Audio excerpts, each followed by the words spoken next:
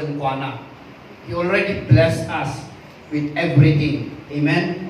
Amen. So tell to your neighbor, you are so much blessed. You are so much blessed. And that's how we say that we are blessed. That's how we testify. That's how we express that God blessed us. Hallelujah. Through our offering, through our giving, through our tithes. Amen. And this is not a law. Hallelujah. For us to obey. Tell to your neighbor, it's not a law. Amen. Because giving is not a law. Giving is, hallelujah, a response of everyone who believe. Amen. Hallelujah. Amen. Hallelujah. So, while your bag is going on, hallelujah. There's a lot of good things. Amen. Yung karabido ni Tiapo. In our country, in our nation, in not just iti Pilipinas, but all over the world. Amen. So tell to your neighbor, God is good. Amen. But sometimes, in our mind, in our flesh, para bagang contrary, mapaspasama kiti lubong because we are in the middle kiti kastoy nga klase kiti hanga mawawatan nga pandemya. But thank God, hallelujah, for everything nga aramidan ti Apo. And I know and I believe because I trust the Word. The Word that you have received established us, hallelujah, and pinatibker na tayo, pinapigsa na tayo, hallelujah, amen. Nga by the time mo umay dagito nga klaseng iti whatever trials or whatever nga problems in life, hallelujah, thank God, hallelujah, that we can stand firm and raise our hands and say, thank you, Father. Amen. Amen. Amen. Hallelujah. Because, all over the world, at Dalang community, I just want to share, but just a little bit testimony. Last Wednesday, Pastor Jimmy invited me to forum, meeting with the pastors. And thank God, Rob Rufus again shared online, and there are inputs, and there are, adamay again share na, and it's happening all over the world. Because there's a lot of believers and even churches and even ministers that really para bagang nagdwell dan iti fleshly decisions, fleshly mindset kay iti according iti mapaspasamak iti lubong. But thank God iti message, hallelujah, nga nang ilawlawag kada tayo, iti mensahe, hallelujah, nga nang isigurado kada tayo nga amin nga mapaspasamak nga madili iti rabaw ti daga haan nga nagapuy ti Apo. Palakpakan tayo man ako. Amen. And we are sure, hallelujah, nga no anyaman iti aramidin iti demonyo nga madi, hallelujah, we are sure, hallelujah, nga adda iti mas maymayat nga inarabid ni Apo para kada tayo. Amen. That's why, hallelujah, we keep on receiving the word. Hallelujah, we keep on, listening to the word because the word, hallelujah, that He has given us is more powerful than what's ever happening around the world. Amen. Amen. That's why I want to share to you, hallelujah, this time, because there's a lot of even believers and even ministers, hallelujah, kat adangay iti duwad-duwada, adangay iti para bagang saludsud question. And it's not bad to ask question. It's not bad to para bagang, hallelujah, agsaludsud. But, hallelujah, before kumanga agsaludsud tayo or before kumanga umunod dayto yung kapanunutan kada tayo, hallelujah, let's go back to the scripture. Let's go back to the gospel.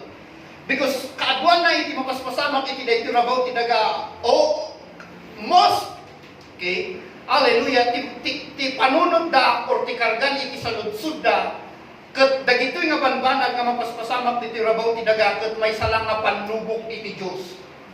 Uno may salang klasin iti wagas iti Diyos tapno iti kasta ngay draw attention to himself or tapno iti kasta ket dagiti churches or dagiti tao ngay ket ag-focus da manen kini Apo Diyos. Now these things nga klasin iti saludsud just like iti sufferings or persecution or sickness and disease, why is it that still mapaspasamak pa ilang dagito, and especially kadagiti believers, kadagiti churches, kadagiti namati, kadagiti even dagiti kakabsat. So let me read to you in Romans chapter 8, verse 18 and 19 to start with. Hallelujah. Kung na dito for I consider that the sufferings, okay, hallelujah, because ano iti sa lunsod, apay pelang ada gamin iti COVID, apay pelang ada ti problema, apay pelang gamin nga mapasamak na ito Nung kunak man no namati ka, awanan iti problema, awanan iti kakastoy nga banbanag, apay nga namati at adapay lang sakit ko, apay nga namati at mabangkrap, apay nga namati at malus ko pay lang na ito Now, again, before kumanga nga saludsudon tayo dagay, let's go back first to the scripture. Amen? Amen? Hallelujah. Because according to Solomon, he says, anything can happen under the sun. Yeah. Amen. Hello? Right. Tell your neighbor, anything can happen. But the believers need to know, hallelujah, no anya ba kinarediman da, kung haanda ka narediman. Amen? So that you will not mix up things, han mo nga confusion iti bagim. Because ano pa lang naging tinamati, and even until today, but thank God, hallelujah, maybe awanin iti dito na church. Hello? Amen. Amen. Because ano ti mga ibaga nga dito ikat nagapuki ni Apo. Hello, dito nga ikat maybe panubok ti Apo, maybe dito ikat lesson ti Apo kanya, maybe dito ikat tistingan dak lang iti Diyos. And a lot of agsubli iti greatest example of suffering, sickness, and problems, the greatest problems in life, in the life of Job. But let me first read you in Romans chapter 8, verse 18. This is what in the New Covenant says. Okay? To confirm, hallelujah, na even believers can have suffering. But let me tell you, hallelujah, na iti suffering tayo is not sickness and disease. Amen. Amen? Amen? Yeah. So that we will understand, hallelujah, for I consider that the sufferings of this present time are not worthy. Tell your neighbor, not worthy. Haan nga umanay nga maikumpara iti dayag, the glory that which shall be revealed in us, for the earnest expectation of that creation eagerly waits for the revealing of the sons of God.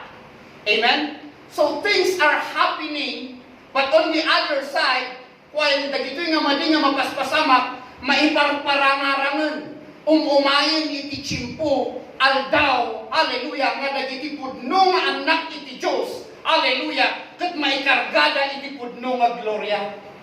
Wow! Palakpakan kayo man ako. Amen?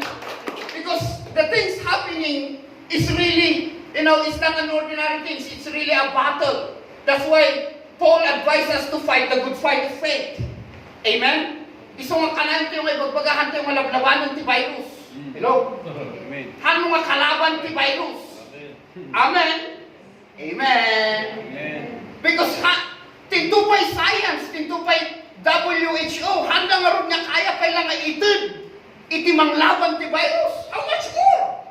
Hello? Iti kanyang han mga puno kasalong malabanan. That's why Paul says, through the help of the Holy Spirit, advise the church to fight the good fight of faith. Amen? And our fight of faith is to speak what the Lord has done for us. Amen. That whatever happening around us, hallelujah, fight the good fight is a battle of words. Amen? Amen? Hallelujah, it's a fight of good words to speak what the Lord has done. That's why kung na dito it's not worthy to be compared with the glory which shall be revealed in us. And that glory that will be revealed in you is that, hallelujah, He will reveal that you are sons and daughters of God. Amen. Amen. Isuti mang ibagbaga. On the other side, mapaspasamak na ito, but on the other side, it's revealing, hallelujah, the true sons and daughters of God. Isu nga nagito nga mapaspasamak na tirabaw tinaga, hallelujah, it's not from God. Tell your neighbor, it's not from God. I just want to, kaya to may clarify that God is good. Amen. Amen. God is not God and bad God. Good and bad God. God is only good God. Amen. Amen. Amen. Sumorog yung check ko ka na kayo, may isang share, may isang preacher. Hallelujah. Nga kunana is, the devil is evil. Yeah. God is good. Amen. And hanggang naunag dito nga revelation. Right. You can see the three letters of God in the word good. And you can see the 3 letters of evil in the word devil. Hello? Are you listening? Because the devil is bad, evil. Amen. He is bad, but God is good. Palakpakan tayo man ako. So we need to understand, hallelujah, that this, whatever happening around the world nga madi, is not from God. Amen? Amen? It's from the devil. Because you want to put lies on the promises of God. The same what happened in the Garden of Eden. He always twists when God bless us. The devil wants you to know, hallelujah, that as if what's happening around the world, God is not blessing you. Are you listening? Amen. The devil is a liar. He's a twister. He always twists, hallelujah, the goodness of God, the love of God. Iso nga iti demonyo, susaron na dagito nga banbanag. Haan nga ti Diyos ti mga susar dagito nga madi nga mapaspasamak tapos ikan na kanti lesson. Are you listening? That's why the church need to understand, hallelujah, noan niya ba tinaridiman da, kanhaan da nga naridiman. We were redeemed from sickness and disease. That your neighbor, you're redeemed from sickness and disease. Yes. You're redeemed from poverty. Amen. You're redeemed from curse. But notice, hallelujah, you are not redeemed from suffering. Amen. Amen. And our suffering is not sickness and disease.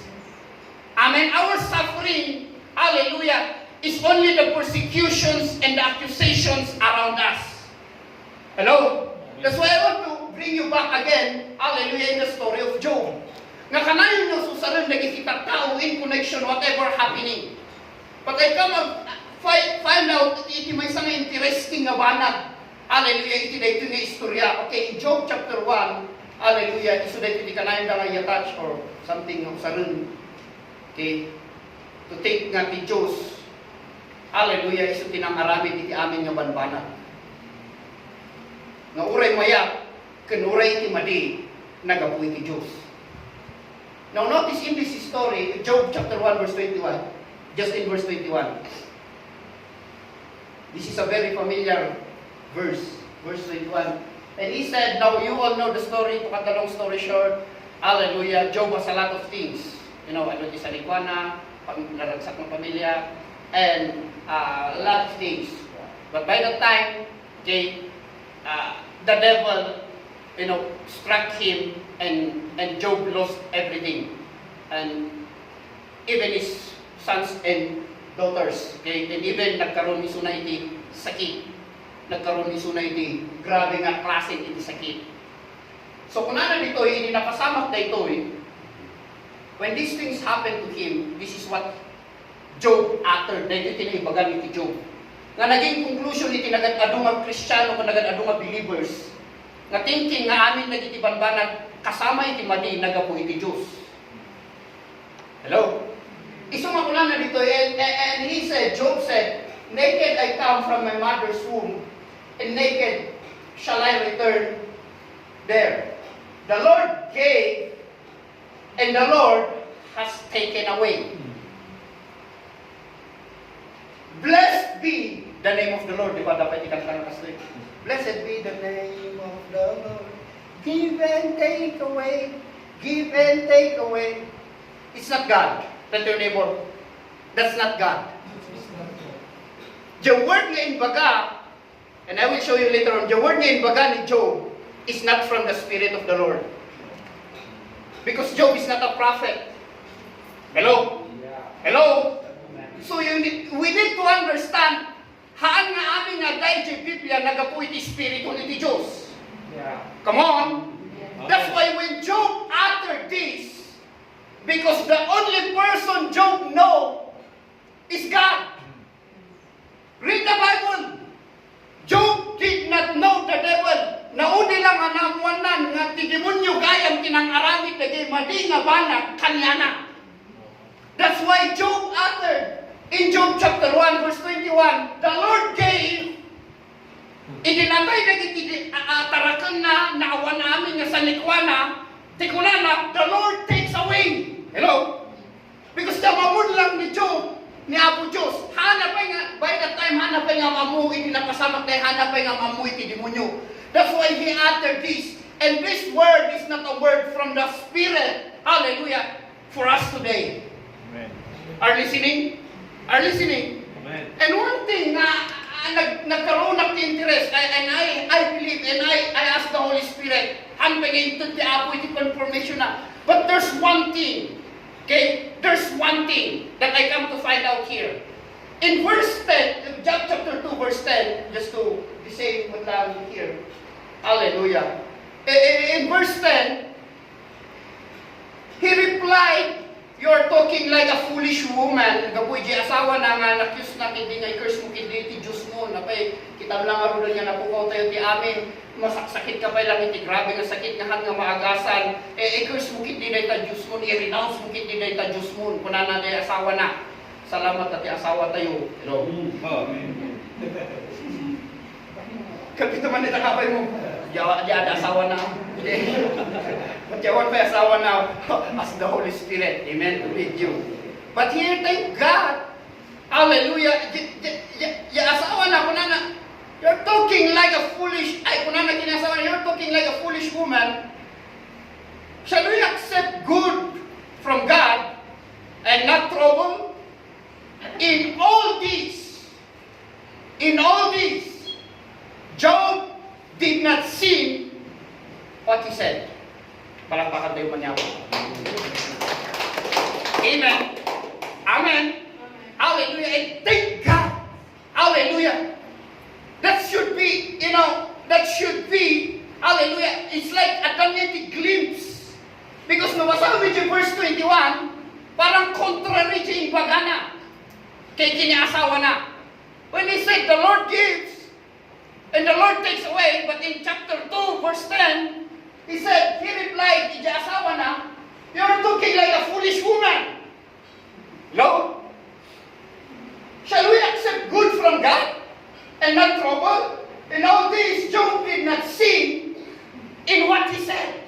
So it's like, hanga, agtugtog mo din bagana yung verse, chapter 1 and now in chapter 2.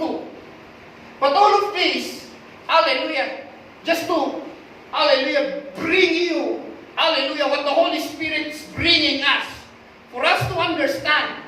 Because nagadong at tao, nagadong at preachers nga mamusaliti na ito, as if, hallelujah, no, dati mali nga napasama kang ka, be like Job.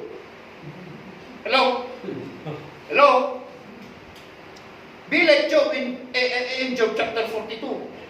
But be not like Job in chapter 1 and chapter 2. Hello? Amen? Because, hallelujah, in chapter 42, verse 3, this is the conclusion of what Job,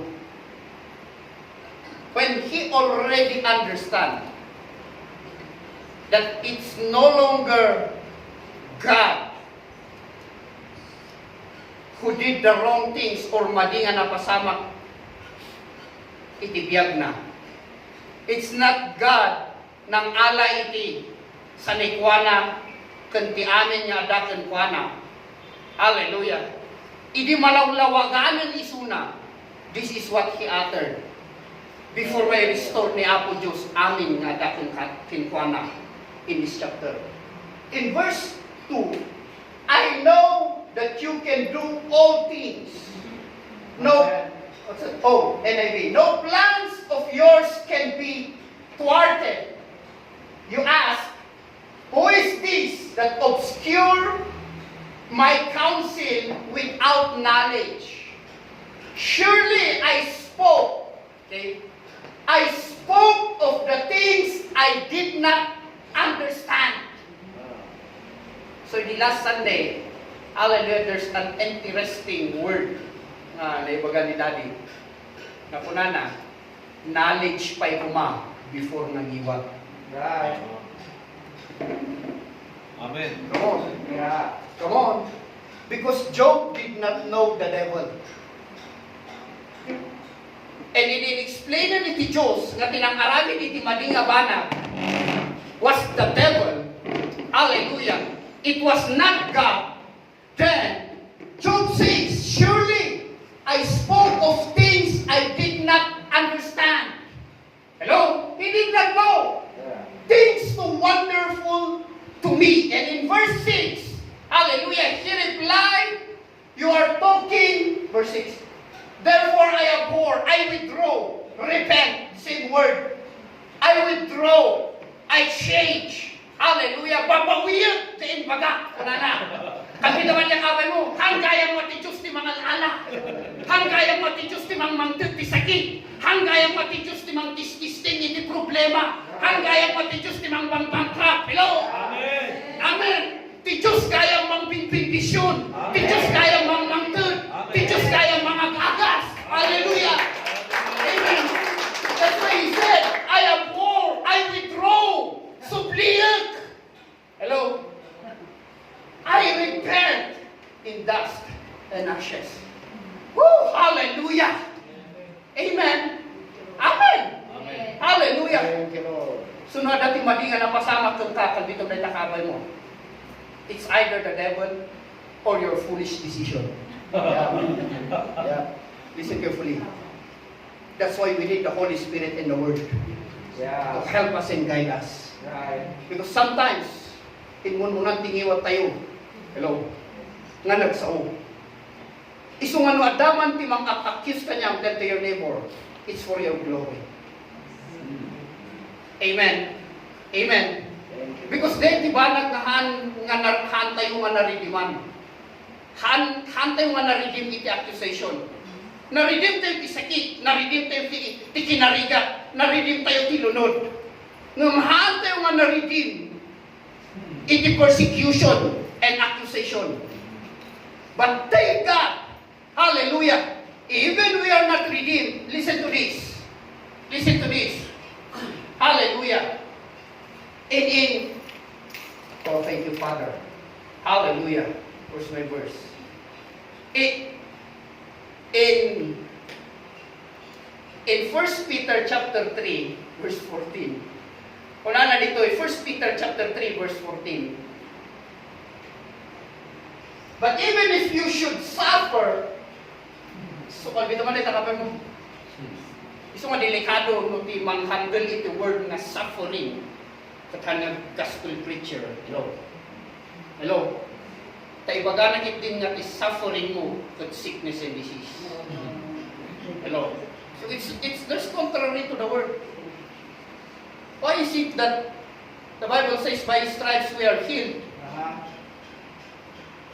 Then here comes the word suffering. Kung nadaman niya yatas dyan di sickness, nga ti suffering mo is your sickness. So kung natin, but if you should suffer for righteousness sake, everybody says righteousness sake. Amen. If you should suffer for righteousness sake, hallelujah, don't be dismayed. You're blessed. Tell to your neighbor, you're blessed. Hallelujah. Palakpakan tayo man niya ako. Hallelujah. Amen. Nung unada nga ako, kung tuloy tayo kas kasabang. Hello? You're blessed. Come on! Amen. Hallelujah. Tell to your neighbor, you're blessed. You're blessed. If you suffer for righteousness' sake, you're blessed. Amen. Amen. Because you're not redeemed from suffering for righteousness. Amen. Amen. You're redeemed from being sinner to become righteous. Amen. And in being righteous, adayiti suffering na accusation and persecution. Hallelujah, nakasama na diay. But thank God, the Word of God says, you are blessed. Amen. Hallelujah. And do not be afraid. Their threats, hello, nor be troubled. Amen. Amen. Hallelujah. In Psalms 34, verse 19, I'll give you a lot of verses here. Hallelujah. To establish us. Hallelujah. Kung ano dito hallelujah, many are the afflictions of the righteous. Hello? Many are the accusations. Many are the rejections. Hallelujah. Adu dagiti, hallelujah, ibagada kung ka, adu dagiti accusation na, adu dagiti evil words against you. Gaputa na lintag ka. Amen? But the Word of God says, but the Lord delivers him out of them all. Amen? Amen. Amen. Hallelujah. Isumakunan na jay. Hallelujah. Even ni J.E.J. biyak ni Joe. Hallelujah. Naging tinaisawang ko, I withdraw it. I repent. Amen. Amen. Because it's no longer God who did these things to me. Amen. Maybe things happen to us. Hallelujah. But it's not too late. Maybe you're still in the state of, physically sick. Hallelujah. But raise up your hand and say, Father, I thank you. That by your stripe I am already healed. Sickness and disease is not from God. Amen. What's from God is healing and deliverance. Amen. Amen. Isang anada mga ibaga kada tayo nga dahil nga sakit, dahil nga problema, karong no bankruptcy, uno kinaawan iti kwarta, most of the time di punada kagamin nga ng third. Hamo kami niya yung 30 tithes mo, hamo kami niya yung 30 offering mo. But thank God to the clear word of the Holy Spirit. Hallelujah. That those things, hallelujah, might be, effect iti madinga desisyon tayo. But thank God, there is always, hallelujah, the word of God, the remedy of the word, na inaramid na para kada tayo. Hallelujah. To restore us, to bring us back again. Hallelujah. Amen. Amen. Hallelujah. That's why in John 16, 16 verse 33, it says here, these things I have spoken to you. Okay, now by this time, Jesus Christ is already nagpapakadan. Okay, so nga, dagitoy makakalaga nga word nga imbaga ni Jesus Christ before nga mapaniso na niya yung cross. But kunanan tayo, verse 33, these things I have spoken to you, that in me, in Christ, hallelujah, you may have peace. Yeah. Tell to your neighbor, you're in Christ. Yes. Be at peace. Amen. Do not trouble yourself. Amen. Iti lugar nga awan ka ijay. Come on. Right. Because the next sentence says, in the Word. You are in the Word. Right. But you are not for this Word. Amen. Amen. Iso nga, insurwan na tayo iti Word of God nga agbyag iti pamati. Amen. Because ti sursurong ti lupo, hallelujah, survival of the fittest. Amen. Amen. Hallelujah. But ti sursuro ti adaki ni Kristo, be at peace. Amen. Amen. You're covered by the blood of Jesus Christ. Amen. Hallelujah. You are protected. Amen. So, that in me you may have peace, in the world, you will what?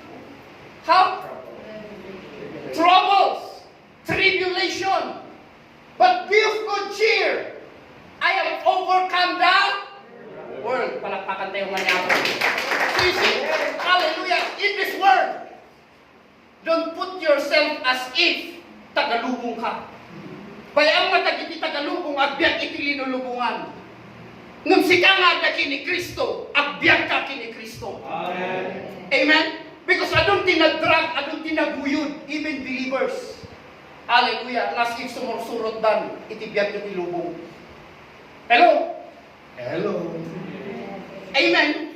Isuma ko na ni Jesus Christ. Hallelujah. In me, you have peace. In me, you are covered. In me, you are prosperous. In me, you are healed. In me. Amen. Not me, Christ. Hallelujah. Amen. In Christ, you are covered. You are protected. In Christ, you have peace. In Christ, you have joy. Hallelujah. But in the world, hallelujah, itilubong. You will have a lot of problems. You will have a lot of tribulations. But even if you are living itidaytirabaw tidaga, hallelujah, you will become, more than conqueror, an overcomer, because he says, be of good cheer. Yeah. I have overcome the world. Hallelujah. That's why you need not to overcome it. You already overcome it at the cross. And he shouted, it is finished. You don't need to overcome sickness and disease. I already overcome it. Hallelujah. And I have already given the solution. By my stripe, you are already healed. Amen. I become poor. That even if you are poor, when you believe Jesus Christ. Hallelujah. Han nga kaya ka sa uwan nga noon, kwartam kubri ka nga paisun. Hello. Amen. Hallelujah. But thank God, if the moment you are in Christ, the moment you believe in Jesus Christ, hallelujah, you may be living in this troubled world, but be of good cheer. He has overcome it for us. Come on, give Him thanks. Hallelujah. Hallelujah. You see, in 2 Timothy chapter 3, verse 12 to just 17. Kunanan to it. Yes, and all who desire to live godly in Christ Jesus will suffer persecution. Tell your neighbor, you will suffer persecution. Now, if you are suffering for persecution because of your foolishness, don't blame God. Amen. Yeah. Amen. Ask the Holy Spirit for repentance. Amen. To change your mind. Amen. Amen. Amen. Not to say, I am a sinner again and I sin again and Father, when you sin, you're not going back to become a sinner again. Are you listening? Amen. When you sin, as Apostle Paul says, the only part of our being is our body, hallelujah, who sins. That's why our body is subject for corruption. Right. Yeah. Come on. Come on. That's why Jesus Christ have the body of corruptible body. Hallelujah. Amen. So that adati ka ikarga ang tibason. Iso nga na ikarga ti amin nga bason tayo di bagi ni Kristo in patay na tapno matay ti bason tayo mamipingsan. Iso nga ti bason nga mararamid tayo nagpatenggalang dito'y bagi.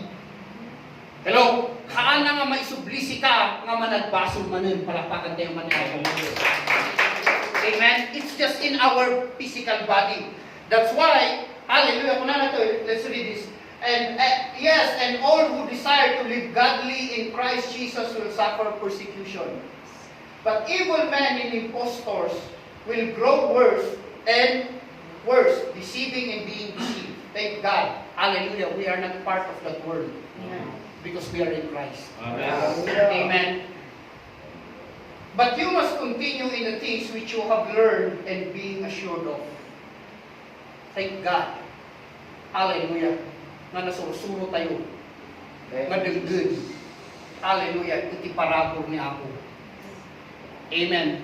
Nga nang isuro kada tayo. Hallelujah. Kung sino tayo kini Kristo. Amen. That's why it says there, knowing from whom, where's that? Okay. Verse. And that from childhood you have known the Holy Scripture, which are able to make you wise for salvation. Through faith which is in Christ Jesus. And he says, all Scriptures, tell your neighbor, all Scriptures. Is given by the inspiration of God and is profitable for doctrine, for reproof, for correction, for instruction in righteousness, that the man of God may be complete, thoroughly equipped for every good work. Amen. So Paul was telling to each and every one of us who believe, hallelujah, that we believers, the church, the body of Christ, hallelujah, are equipped. Tell your neighbor, you are equipped. Amen. Because of the word, hallelujah, the gospel na inawat tayo. Dagiti sa sao nga naiimbag na inawat tayo. Haan nga dagiti, hallelujah, haan nga nagabuhi ti Holy Spirit nga sa sao. Amen. Haan nga doktrinan lang iti tao ti inawat tayo. No diket dagitoy nga sa sao, iso nga inadvisean ni Pablo ni Timothy, there's one verse here, hallelujah, that he said in verse 14, but you must continue in the things which you have learned and been assured of, knowing from whom you have learned them. Amen. Amen. Agyaman tayo. Hallelujah. Tati sao nga nang nangagan tayo, nagaputisan ko Espiritu. Nagaputi na yung bag na damag para pakantayo man niya ako. Ang nagaputi basta doktrinang titao. Nga igipay lang nga tinawid, nagiti ng tawid. Nga ang gengana at kaadupay lang iti mag-iwarwaragawa. Hello? Nga no, dati madi nga napasama kong ka. Sa plit ti apo kong ka, dahi tatay ayato na ka. Masaksakit ka, maybe dati nagkurangam iti apo. Ikikana ka, isusuruan na ka.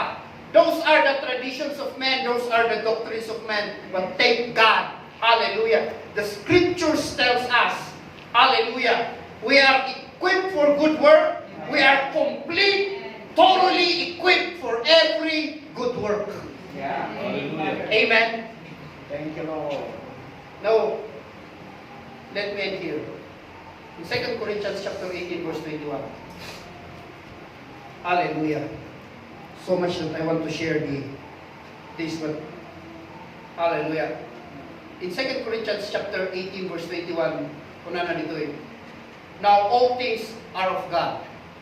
Everybody says all things. All things. Now when the Bible says all things, do not include the bad things. Come on, because the Bible says all things. But when the Bible says all things, hallelujah, are of God, He did not say kasama ti madi, ija all things.